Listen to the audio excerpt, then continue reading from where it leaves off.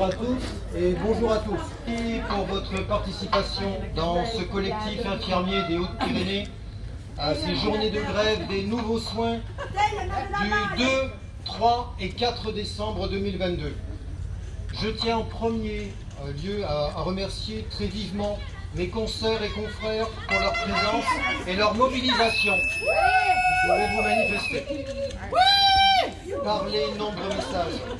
Je n'oublie pas également mes collègues qui n'ont pas pu venir aujourd'hui, souvent empêchés par leur obligation professionnelle. Enfin, il me revient la responsabilité de remercier M. Lucas Gracia, qui est collaborateur parlementaire de Mme Sylvie Ferrer, qui est députée de la première circonscription des Hautes-Pyrénées, qui est venue soutenir notre mouvement.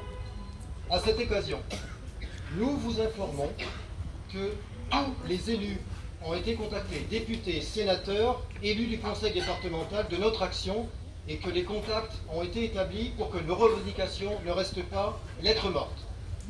Vous le savez tous, la situation sociale du pays se tend chaque jour davantage. Nous subissons en tant que citoyens, et encore plus en tant que professionnels de santé, les contraintes liées à la crise. Cet appel à la grève des infirmiers libéraux n'est qu'une longue conséquence des effets cumulés d'une situation économique et sociale dégradée depuis de nombreuses années et qu'il est enfin temps de faire entendre à nos dirigeants. Après la grève des laboratoires, qui a repris actuellement, après la grève des médecins, les infirmiers libéraux ont décidé d'entamer un mouvement de grève des nouveaux soins du 2 au 4 décembre pour qu'enfin nous puissions être entendus. Notre profession est à bout. Fatigués, épuisés, déconsidérés et encore plus en colère. Ouais,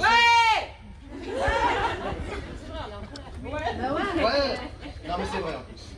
Nous souhaitons par-dessous tout défendre notre exercice libéral et continuer à exercer notre métier avec considération, respect et gratification. Ce sont près de 130 000 infirmiers chaque jour qui prennent en charge près de 2 millions de personnes à domicile et qui sont de fait un maillon essentiel dans la prise en charge globale des soins.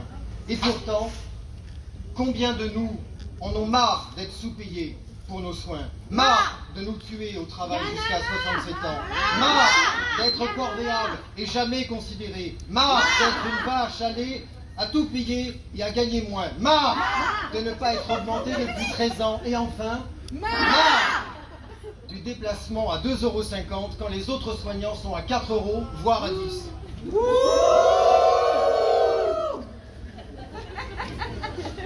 Sur ces 3 jours, notre mobilisation vise à redonner la place légitime aux infirmiers libéraux avec plus d'autonomie, plus de compétences, plus de reconnaissance, plus de choix. Pouvons-nous accepter d'être considérés comme des fraudeurs par assimilation quand la sécurité sociale aura fixé un indu par extrapolation, comme le stipule l'article 44 de la loi de finances, alors qu'un infirmier aura commis une erreur dans ses facturations et qu'elle devra payer des sommes calculées de façon forfaitaire sans aucune possibilité pour se défendre. Double sanction, fraude et présomption de culpabilité.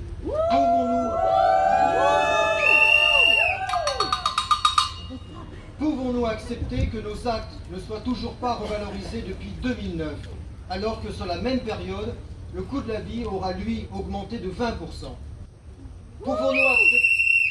Pouvons-nous accepter de payer notre carburant toujours plus cher sans mesure d'aide compensatoire, alors que nos véhicules sont utilisés 4, 5, voire 6 heures par jour et que nombre de nos collègues en zone plaine ou en zone montagne, et je pense particulièrement à nos collègues qui sont présents ici dans le cortège de notre mobilisation d'aujourd'hui et qui parcourent 200, 300 voire davantage de kilomètres pour faire leur tournée. Pouvons-nous accepter les déplacements à domicile pour 2,50 € sans revalorisation depuis 2009 pardon. Non. Alors, comme je le signalais, d'autres professions gagnent jusqu'à 4 € comme les kinés, dans certaines situations, certes, et 10 € comme les médecins. Pouvons-nous accepter que nos prises en charge de patients à domicile en perte d'autonomie soient calculées par des algorithmes mathématiques et comptables, dénués de jugement humain, au mépris de toutes les actions holistiques et bienveillantes de nos prises en charge, avec comme seul effet recherché la baisse des montants de nos honoraires.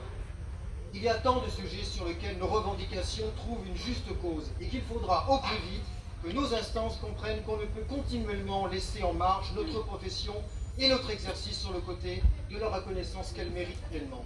Ensemble, prenons-nous en main dès aujourd'hui et que notre cohésion et notre application, nous puissions montrer que nous sommes capables de faire bouger les lignes et obtenir des négociations justes et légitimes. Ouais.